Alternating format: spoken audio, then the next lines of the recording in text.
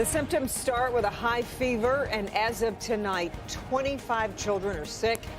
One is hospitalized, and one kindergartner has died, and a Detroit school and daycare are both closed because of this mystery illness. That story tops our news tonight. Good evening, everybody. I'm Kimberly Gill. I'm Devin Skilly, and the Detroit Health Department sent out a bulletin to doctors' offices to be on the lookout. The mother of one of those children hospitalized is telling us firsthand how she knew it was time to head to the ER. This is really scary. Yep. Mara McDonald is live at Garvey Academy on Detroit's east side. Mara, the kindergartner who died was a student there. He sure was, Kimberly, and Garvey is now closed until Monday for what they're calling a deep clean. It sounds like kids started getting sick here in the middle of last week. The health department got a heads up about it on Monday.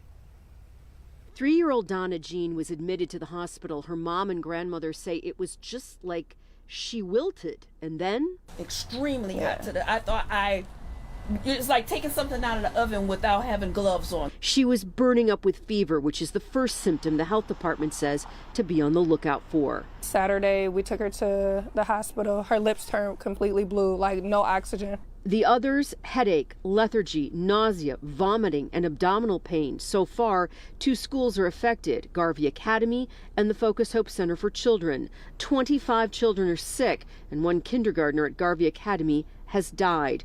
Tonight, the Detroit School Board had a moment of silence. To support, put their arms around the family, so please remember during this moment of silence, young Mr. Williams from Marcus Garvey School.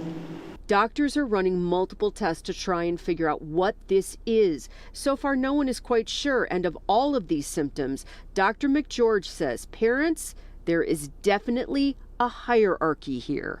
The most concerning symptoms to watch out for are high fever, headache, and lethargy. Those would be suggestive of meningitis. The other set of symptoms, nausea, vomiting, abdominal pain, are more vague. Those would be something that you would probably talk to your doctor about rather than go to an emergency room.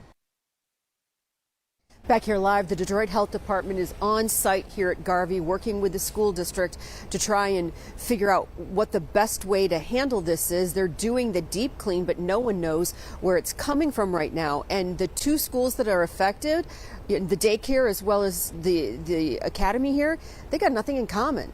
So everybody, you know, if you're the parent of a small child, pay attention, be on the lookout, and like Dr. McGeorge said, if that high fever hits, it's time to go to the ER. We're live on Detroit's east side. I'm Mara McDonald, Local 4. So worrisome for parents that they haven't figured out this connection, so it just adds to it all. We'll continue to follow that throughout the evening. Another update at 11. All right, Mara.